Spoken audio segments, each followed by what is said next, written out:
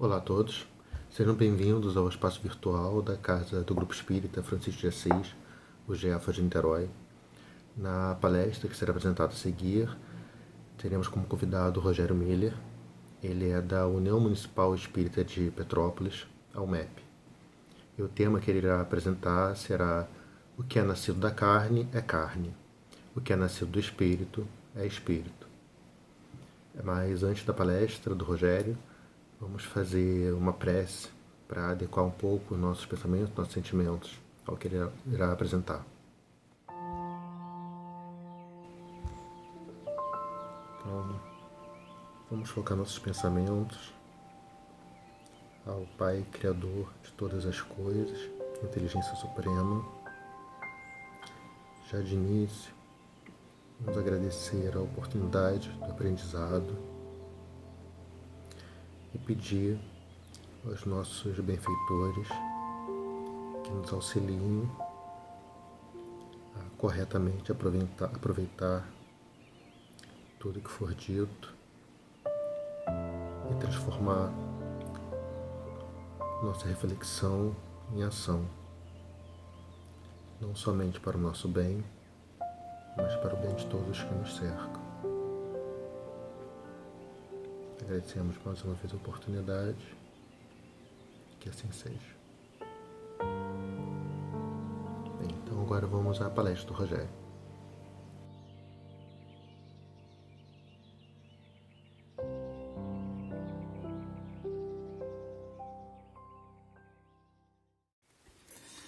Olá, meus amigos, estamos felizes de aqui estarmos novamente para a realização de um breve estudo sobre o Evangelho segundo o Espiritismo, tratando de uma parte pequena de um capítulo, que é o capítulo 4, que trata como título: Ninguém poderá ver o reino de Deus se não nascer de novo. E o item 5 desse capítulo traz um ensinamento através do Evangelho de João, feito por Jesus num diálogo que ele teve com Nicodemos. Nicodemos, a gente sabe que era um fariseu, né? O fariseu era uma casta política, religiosa, dentro, né, nessa ordem, dentro do povo judeu, e que tinham uma forte devoção ao culto externo, a seguir ao pé da letra as leis de Moisés, sem muita interpretação. E é um povo que surgiu, né, essa casta de religiosa política, ela surgiu mais ou menos 2 séculos antes da chegada de Jesus. E havia entre eles um senador chamado Nicodemos. Nicodemos, apesar de fazer parte dos fariseus, ele era um homem bom, ele não era uma pessoa ruim. E ele havia ouvido falar de Jesus e tinha se encantado com aquilo que falavam de Jesus, das curas, das lições, das mensagens, né, da convocação que Jesus fazia a uma nova vida. Mas ele, como a maioria do povo daquela época, tinha dificuldade de compreender as coisas mais espirituais, especialmente no caso dele, sendo um fariseu muito atrelado ao culto exterior, às questões mais materiais, às recompensas, né, aos prêmios materiais da vida, né, numa compreensão de que é importante obedecer a Deus, né, seguir suas leis para que haja um benefício disso. Mas não era o benefício a ser conquistado no processo evolutivo da imortalidade da nossa alma, na nossa caminhada ao encontro do Criador. Para eles era muito difícil compreender isso. Então, essa noção de receber um benefício, né, ter uma recompensa por seguir as leis de Deus, ela se refletia naquelas coisas materiais. Muito bem, o nosso amigo Nicodemos, então, procura Jesus, ele demonstra nesse momento, né, mesmo sendo na sua no seu grupo religioso, político, um senador, ele demonstra a partir daí a sua humildade em fazer isso. E no seu diálogo com Jesus, a gente observa a humildade dele também em dizer que não entende daquelas coisas, porque ele não conseguiu alcançar aquelas mensagens que Jesus estava trazendo. E ele queria aprender, ele queria conhecer isso.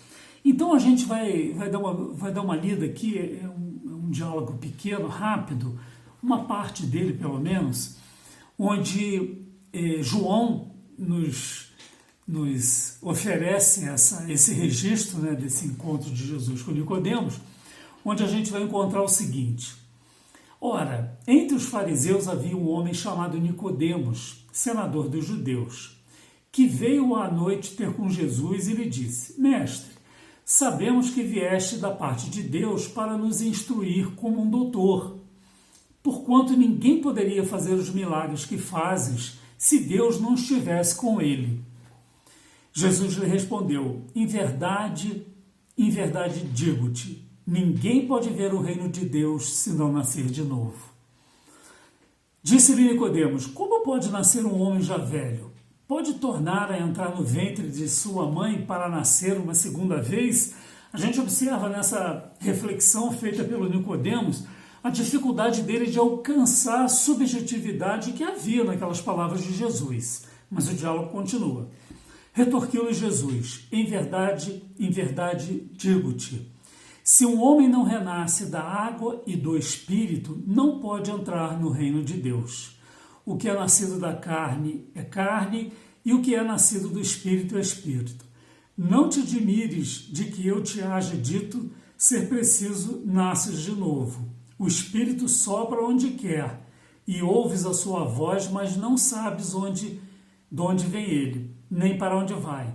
O mesmo se dá com todo homem que é nascido do Espírito. O que Jesus faz, né, a gente analisando isso, não no letrismo, no pé da letra, mas entendendo a separação que Jesus já diz ali: o que nasce do corpo é corpo, o que nasce do espírito é espírito. Uma coisa é o nosso corpo, outra coisa é o espírito.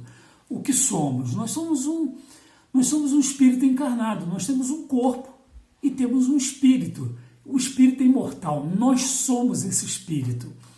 E essas colocações já fazem uma imensa distinção, porque a gente sabe que, passada uma existência, o corpo perece, né? Ou cedo ou tarde, o corpo perece. E ao perecer, ao morrer, né, a sua composição, os seus átomos, todos os seus elementos vão se desagregando, mas há uma coisa que sobrevive a isso, que é o espírito, porque nós somos espíritos.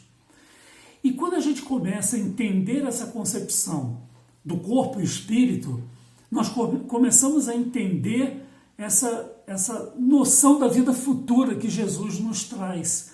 Toda a mensagem do Cristo, se não for compreendida à luz da vida futura, não faz sentido. É como o caso das bem-aventuranças, a gente sempre cita isso.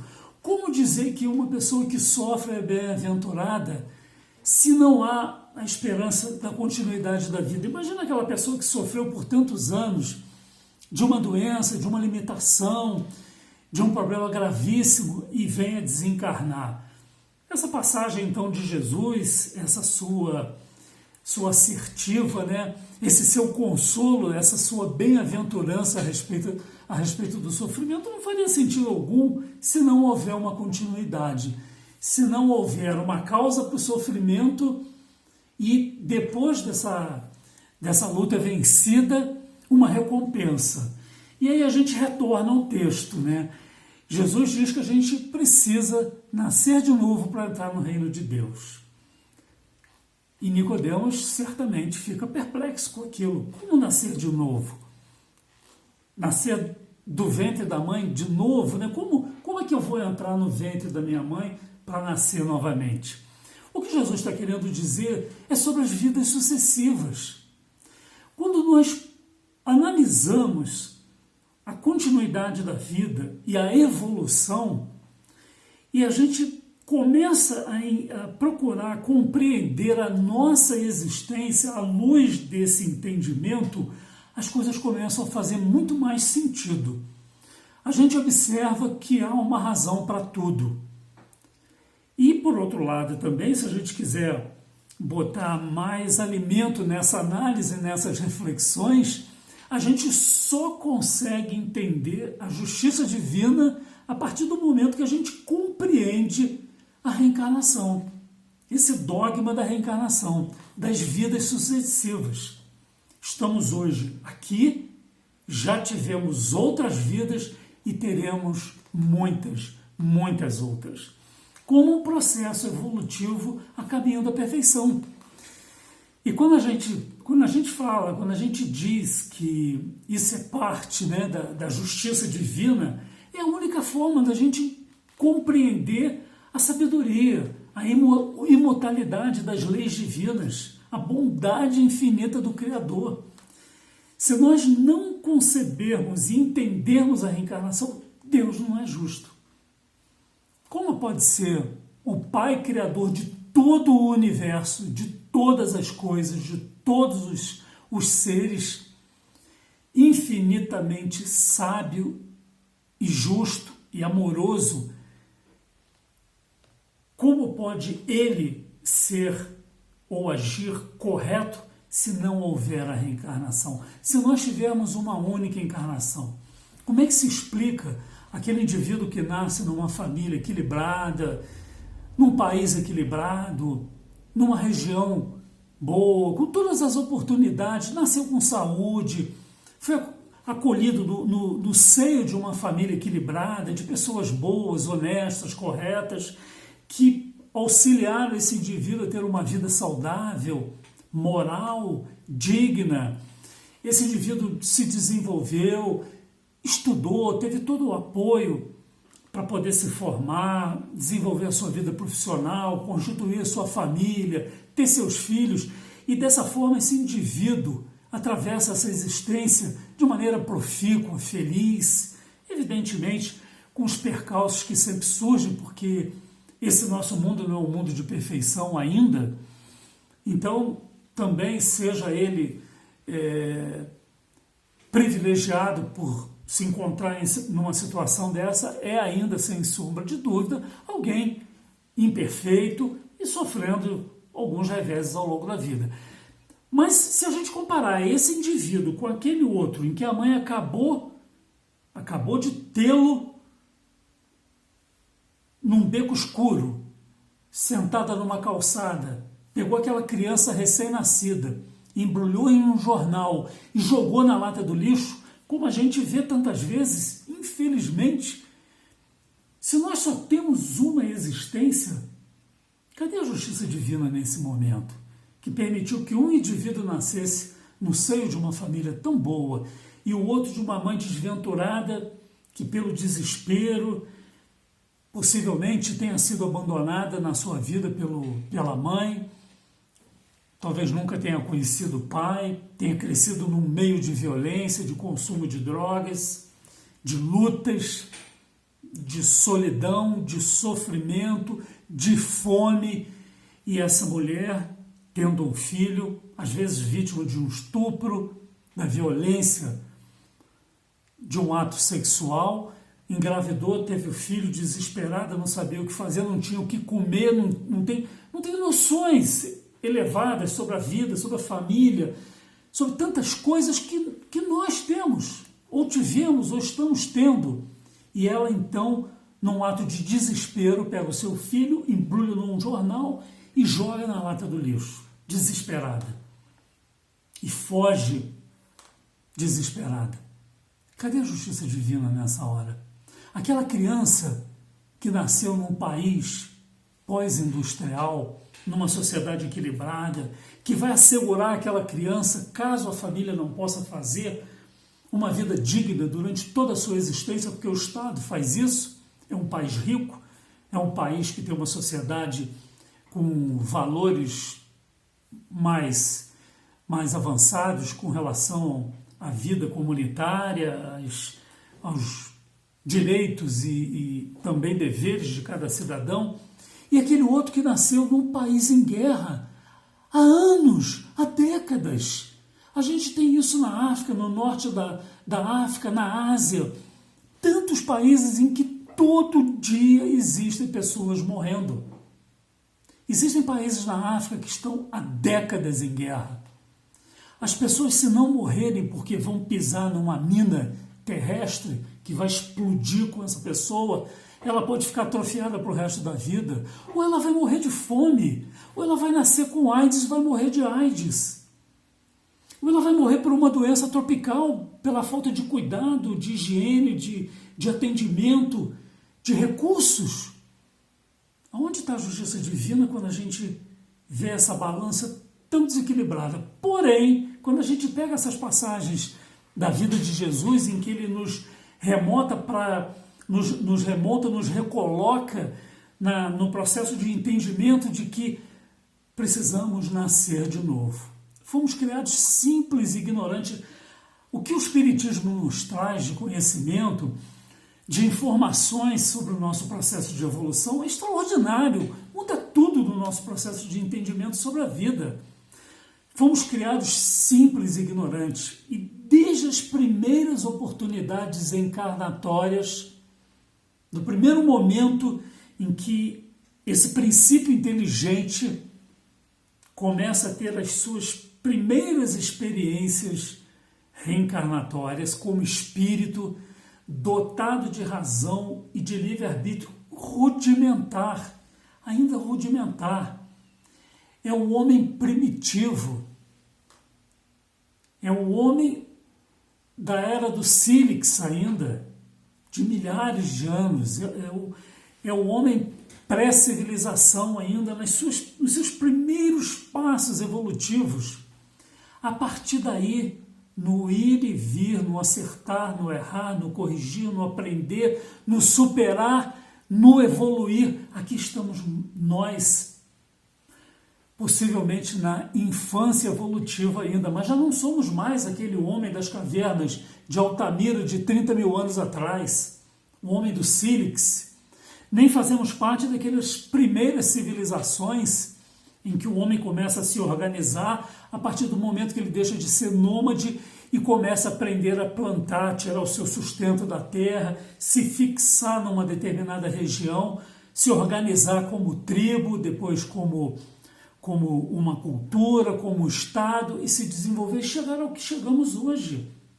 Essas diferenças individuais que fazem parte de cada um de nós, de cultura, de valores, de conhecimento, com os nossos karmas, com as nossas lutas, com os acertos que temos que fazer ao longo da vida para corrigir os equívocos do passado, tudo isso foi lembrado por Jesus nessa passagem com Nicodemos, de que é preciso nascer de novo para entrar no reino de Deus, para alcançar a grandeza do nível de espírito puro, como é Jesus.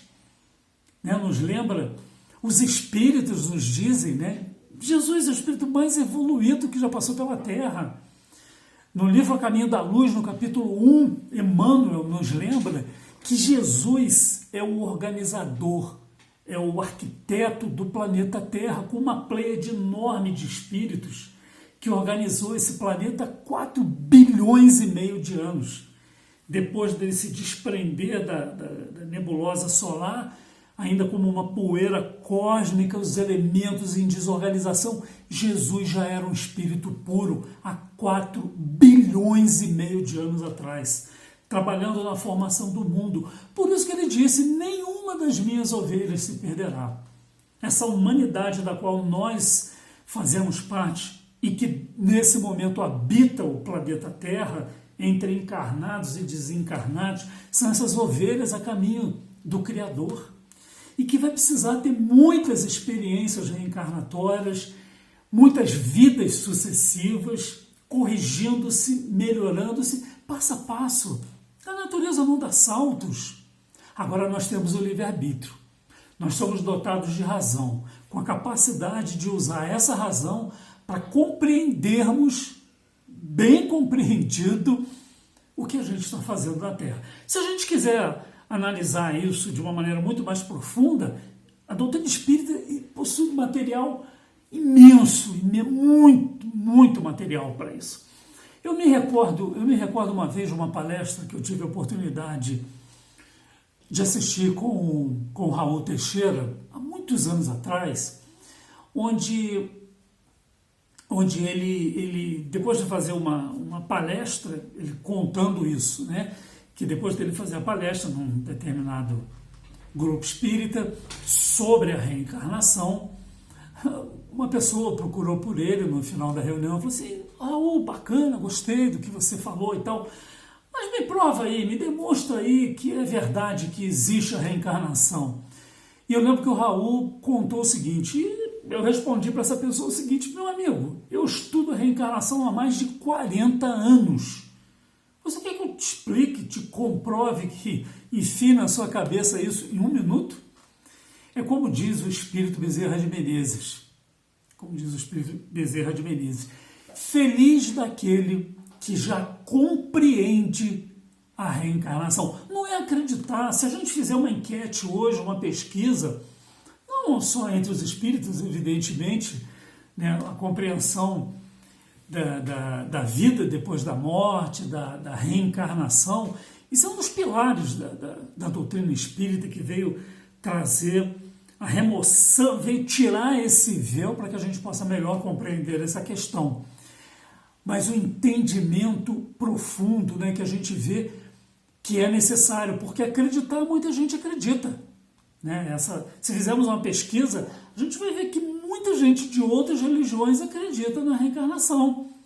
A gente vê determinadas pessoas que professam outra religião, muitas vezes dizer em tom de brincadeira, mas isso já faz parte do contexto da vida cultural das pessoas, né? do entendimento delas sobre a sua própria existência na Terra. Muita gente brinca, numa outra vida eu devo ter feito alguma besteira, porque eu estou enfrentando certas dificuldades nessa. Isso só pode ser problema de uma vida passada. Ou então, na minha vida futura, eu vou ver se eu venho melhor, porque nessa eu acho que já não tem mais jeito, não. Às vezes, em tom de brincadeira, está aí uma realidade cotidiana que já faz parte do conteúdo, do conhecimento popular, de valores, que é a única coisa, porque na verdade é a única coisa que explica a justiça divina. Quando a gente observa a nossa vida, né, a causa das aflições, ou elas estão na própria vida, tem coisas dentro da nossa existência que, se a gente olhar para trás, a gente vai encontrar logo ali, foi ali que eu me equivoquei, por isso que eu estou pagando agora. Esse tropeço que eu dei agora, a causa está ali, não está longe não.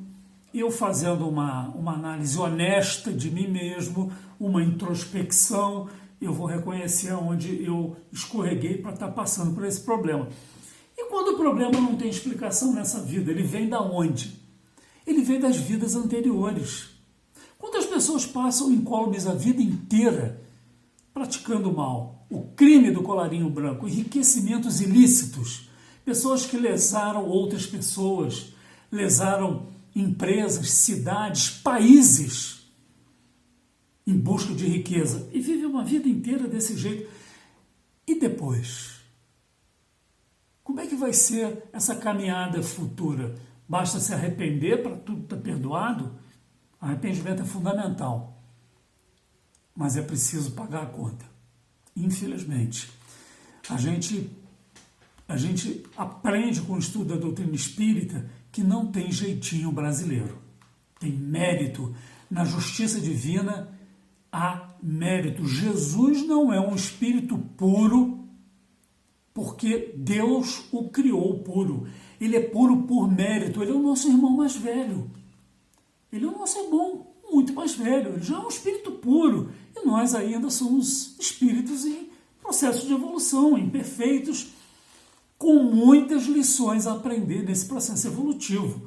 E seguimos caminhando. A existência material, a gente pode compará-la, se quisermos usar um exemplo bastante simples, ao ingresso de uma criança numa escola que passa por um processo educativo. O que é educar? Como diz Kardec, é a arte de criar caracteres. É mudar comportamento. né? No sentido pedagógico, é mudar comportamento. A criança que entra no início do ano na escola, no final do ano, ela já é uma criança diferente.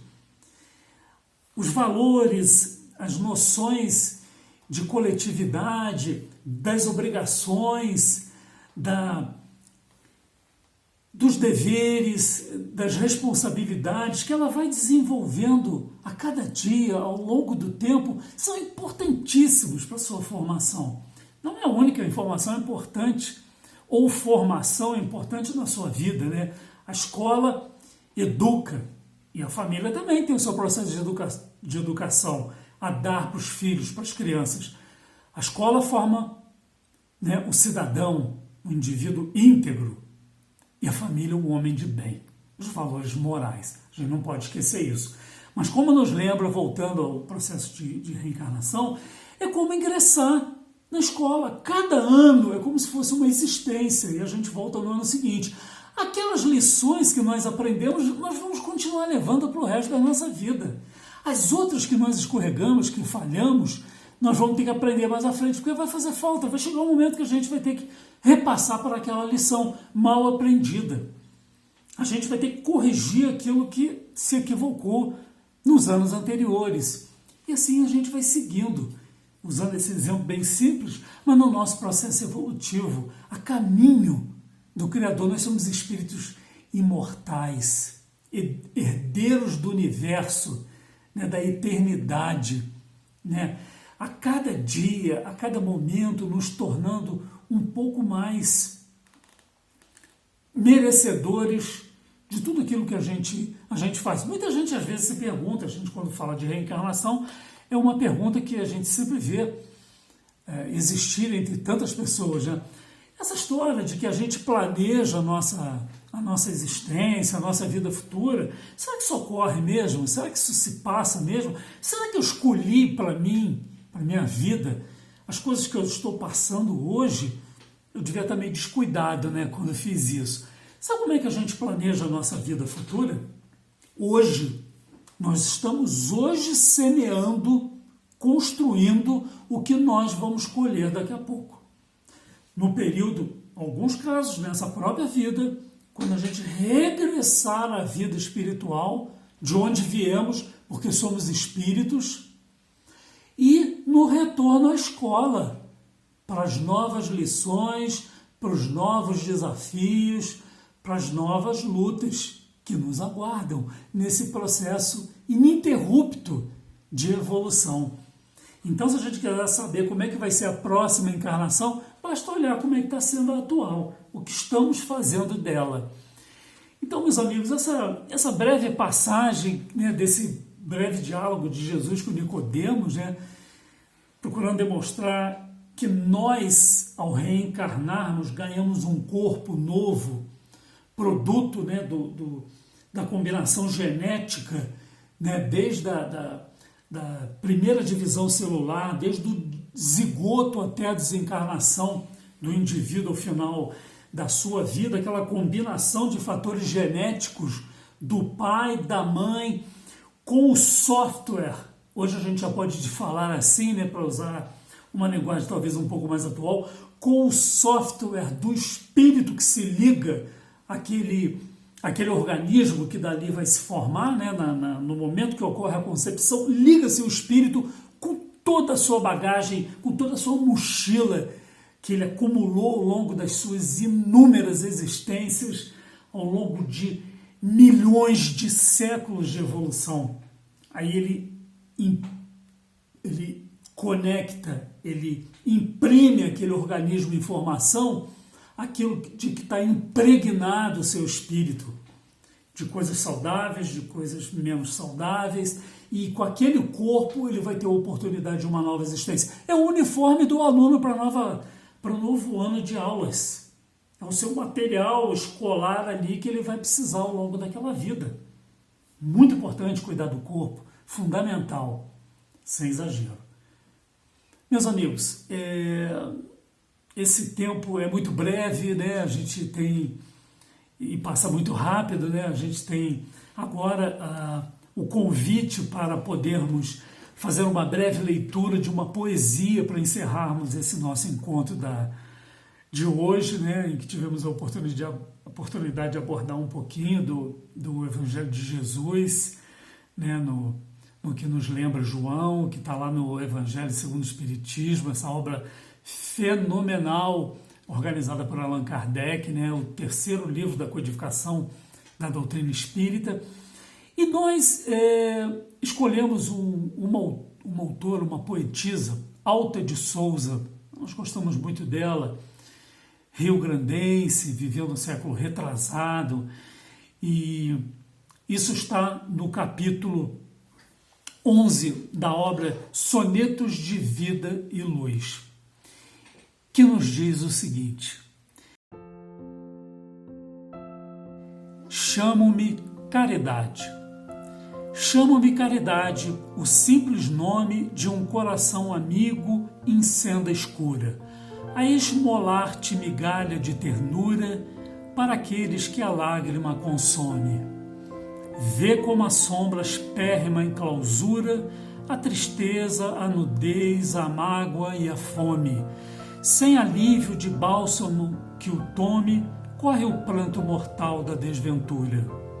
Venho-te por ele, o Cristo que te espera, rogar-te amparo e amor à alma sincera, mesmo se o fel te amargue o peito aflito. Semeia paz e luz por onde fores, e encontrarás ao fim das próprias dores o roteiro de sóis para o infinito. Muita paz, meus irmãos.